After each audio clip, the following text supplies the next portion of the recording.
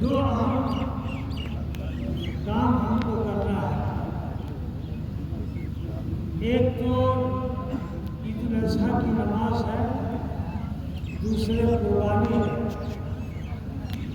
اور تیسرے نمبر پر یہ ایسا بابرکت مہینہ ہے، یہ ایسا محترم الشان مہینہ ہے کہ اسی مہینے میں حج بھی فرض ہوا ہے۔ تو دو چیزیں ہوئی، ایک تو قربانی اور دوسرے حج بیت اللہ۔ یہ دو اہم چیزیں ہیں میرے بھائی، لیکن ہمارا توجہ اس طرف نہیں ہو رہا ہے۔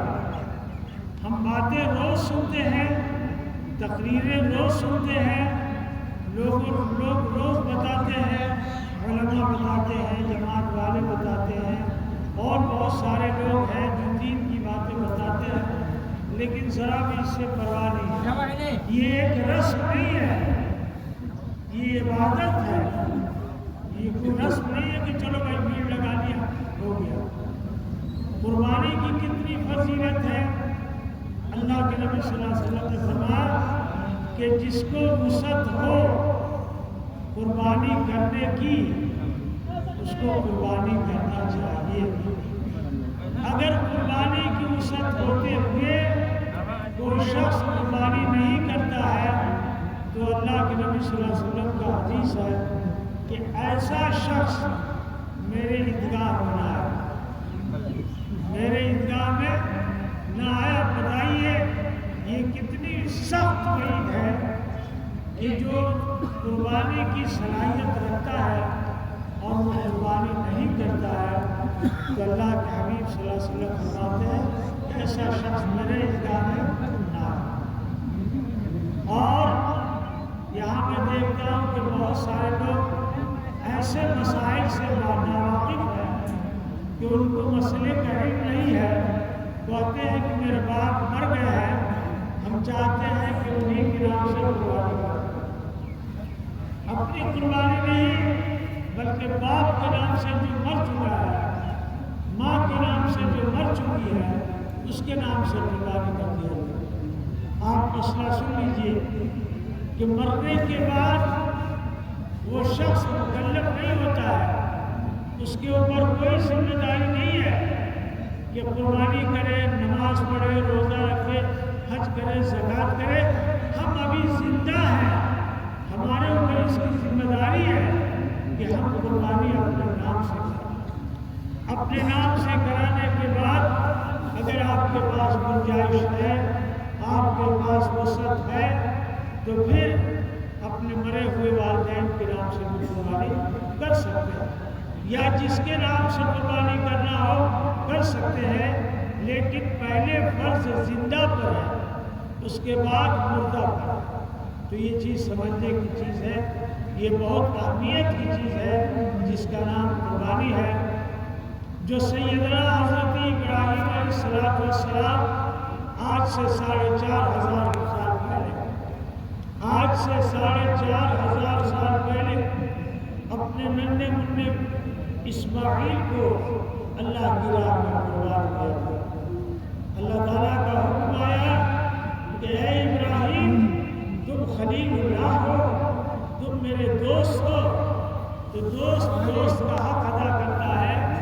آج تمہارے اوپر یہ واجب ہے کہ تم اپنے بیٹے کو قربانی کرو۔ خواب دیکھنے کے بعد اٹھے اور 100 اونٹ قربانی کیے، پھر دوسرے رات خواب دیکھا، پھر تیسرے رات خواب دیکھا، تب بیٹے کو اپنی بیوی سے کہا کہ نہلا دو، دھلا دو، اپنے اچھے بنا دو، آج بابو کو ایک اچھے مہمان کے آنے جانا۔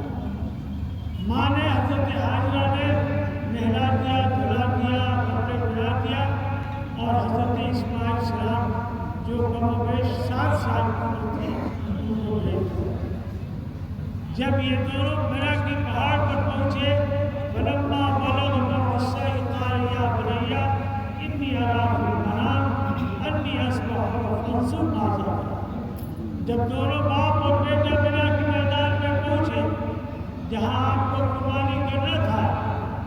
حضرت ابراہیم نے اپنے منع اسماعیل سے مشورہ کیا کہ بیٹا میں مسلسل خواب دیکھ رہا ہوں کہ میں تم کو اللہ کی راہ میں قربان کر رہا ہوں، تمہاری قربانی کر رہا ہوں، تمہاری کیا رائے پوچھتے ہیں۔ فلما بلغ معه قال يا بني إني أرى في المنام أني أذبحك فانظر ماذا ترى قال يا أبت افعل ما تؤمر۔